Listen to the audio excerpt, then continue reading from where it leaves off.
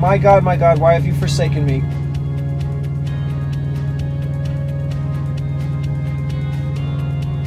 Clearly that comes before he's given the vinegar. And I think that is only after he says, I thirst.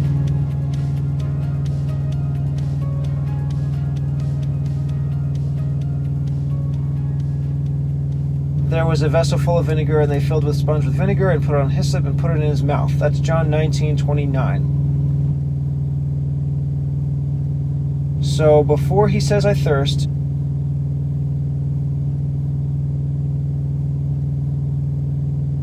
at the 9th hour, Jesus cried with a loud voice, saying, Eloi, Eloi, lama sabachthani. My God, why have you forsaken me? Mark starts at the 9th hour. Matthew, and about the 9th hour. And I'll put about because they're not walking around with clocks. I already have the sun was darkened.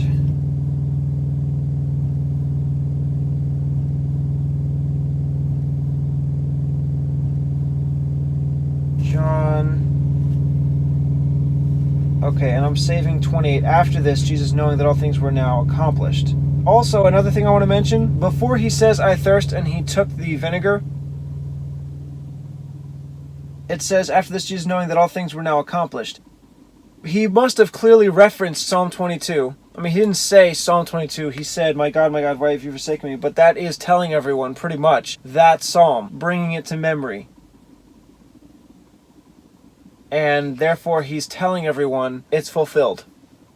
Then he said, knowing that all things were accomplished, he says, I thirst. And then he says it's finished. So definitely I thirst comes after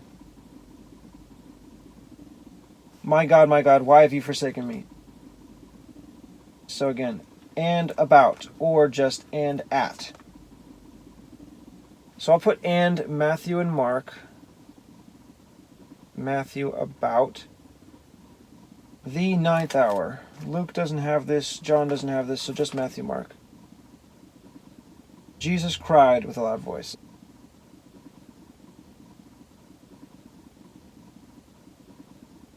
Mark is saying. Matthew, same. Eli, Eli. Or is it in Mark? Eloi, Eloi. I think I'll go with Mark. It just adds an extra letter. Saying. Eloi, Eloi. And then from both la sabachthani. And then in Matthew, that is to say. In Mark, which is being interpreted. I think I'm going to go with Mark, which is being interpreted. The is both. My God, why have you forsaken me? That's both.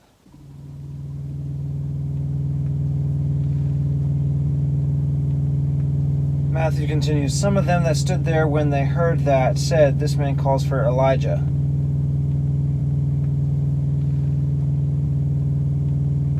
Mark, and some of them that stood by when they heard it said, behold, he calls Elijah. Luke, this is not here.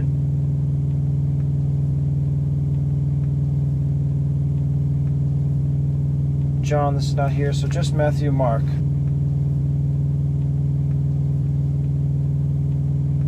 Some of them, and some of them. I think I'll leave off this and. I do start the previous paragraph with and I might need it later, so just some of them. That stood there. Mark, that stood by. I could have both. That stood by there. Yeah. Matthew, when they heard that. Mark, when they heard it. Both the word that and it are in italics. When they heard, I think it should be that, because that's what he's saying.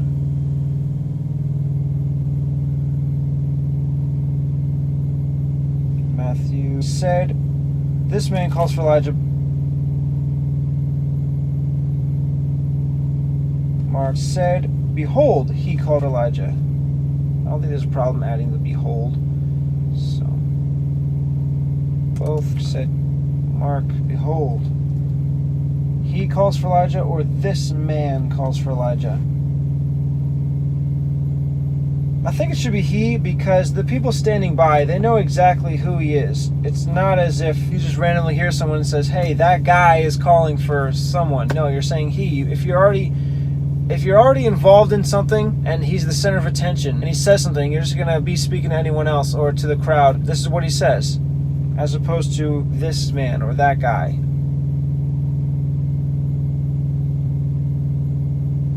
So Mark, he calls for Elijah, calls Elijah is only Mark. So I'll add 4 from Matthew. That's not a big deal. Both calls Elijah.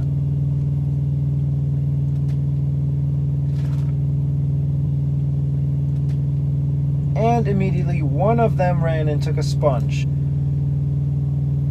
Mark. And one ran, not immediately, and filled a sponge.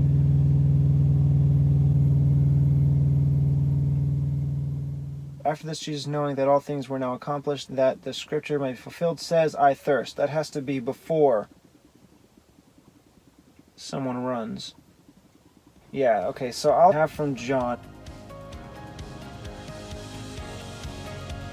After this, Jesus, knowing that all things were now accomplished, that the scripture might be fulfilled, says, I thirst.